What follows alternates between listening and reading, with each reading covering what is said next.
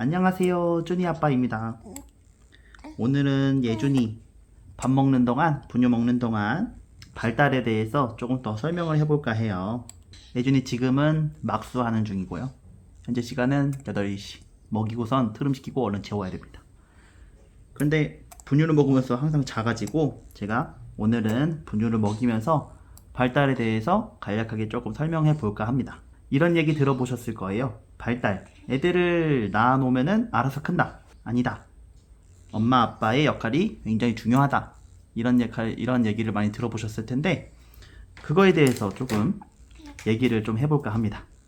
자, 일단 발달에 대해서 설명을 드리자면은, 흔히 발달한다 하면은 저희가 생각할 수 있는 게 아이들 키가 크고 몸무게가 늘고 아이들이 할 수 있는 게 많아진다, 이렇게 보통 정의를 내리긴 하죠.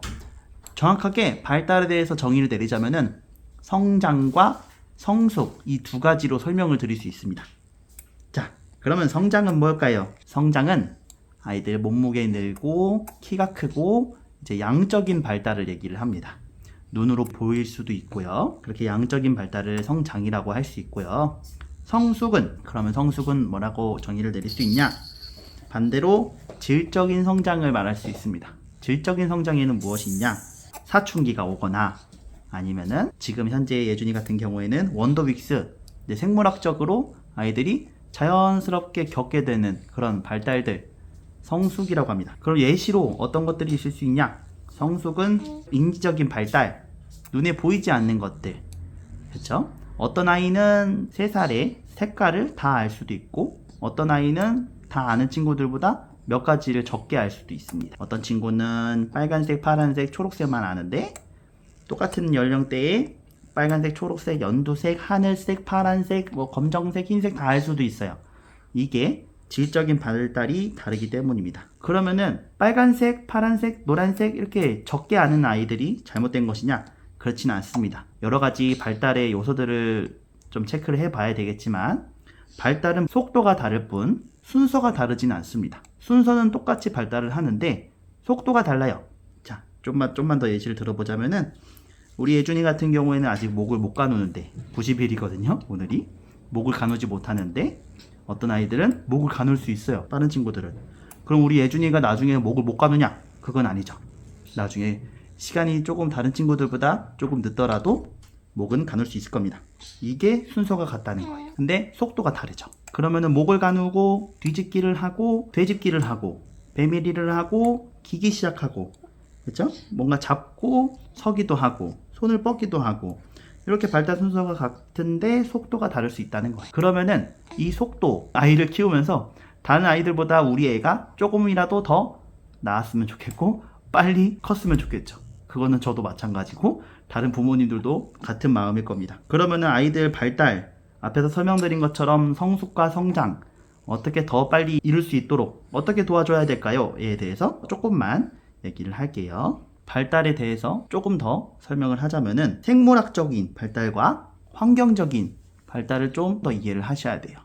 앞에서 이제 성숙과 성장을 말씀드렸었는데, 성숙, 생물학적인 거에 더 가깝죠. 아이들이 처음에 가지고 태어나는 것들, 기질이나 그리고 유전적인 지도, 아이들이 생존에 필요한 반사들도 마찬가지고, 이제 자기가 환경에 적응하기 위해서 집에 적응하고 유치원에 적응하고 어린이집에 적응하기 위해서 변화되어 가는 과정, 이런 것들이 이제 성숙이고 생물학적인 요소라고 하면은, 이제 어떤 어린이집 선생님을 만나고 어떤 부모를 만나고 그리고 어떤 사람들을 만나고, 이런 환경적인 요인도 굉장히 발달에 큰 영향을 미치게 됩니다. 이 얘기는 그러면은 처음에 얘기 드렸던 아이들은 알아서 커요, 부모의 역할이 중요해요, 그거에 대해서 이제 얘기를 더 어느 정도 마무리 지을 수 있겠죠.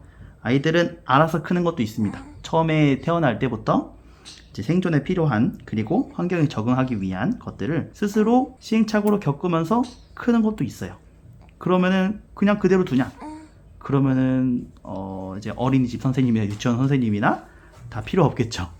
교육자들은 필요 없을 거예요. 생물학적인 요인만 생각한다고 하면은 정말 아이들이 살아가는데 필요한 욕구들만 채울 수 있을 거예요. 그래서 환경적인 요인이 또 필요하다는 겁니다. 엄마가, 아빠가 하는 것들을, 올바른 행동들을 보여주고, 아이들한테 해보도록 하고, 잘했으면 칭찬해주고, 그치?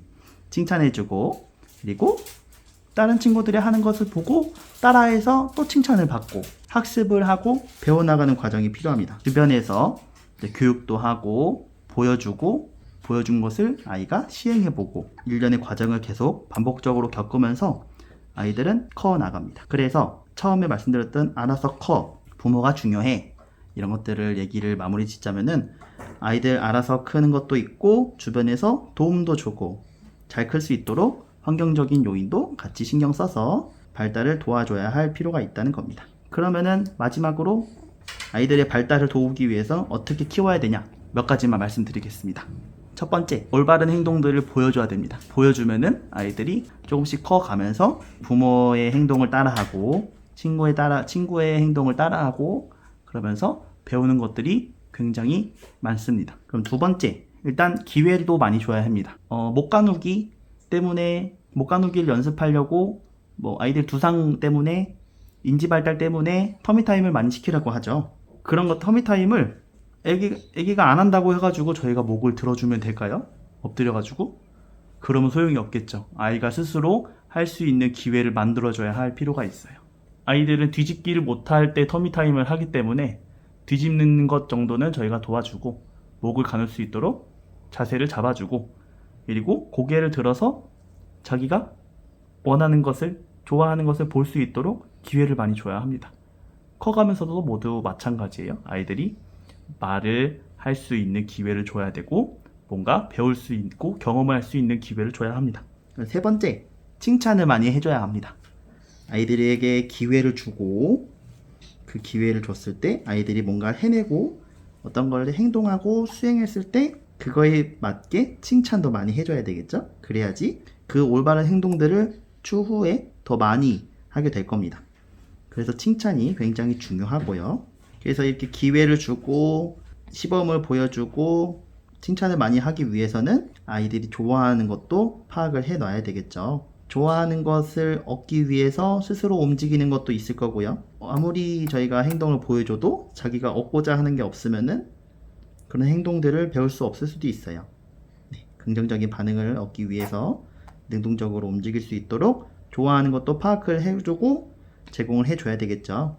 좋아하는 것들을 얻기 위해서 행동을 더 많이 하게 될 겁니다. 아이들이 스스로 할 수 있도록 환경적인 요인을 체크해 주는 것이 좋습니다. 터미타임을 앞에서 설명드린 것처럼 우리가 머리를 들어주거나 뒤집기를 연습시킨다고 돌려주거나 이렇게 도움을 계속 주면은 아이들이 스스로 할 수 있는 기회가 적어질 수도 있어요. 그래서 자기가 좋아하는, 아기가 좋아하는 선호물을 이용해서 최대한 스스로 움직일 수 있도록 유도하는 것이 좋습니다.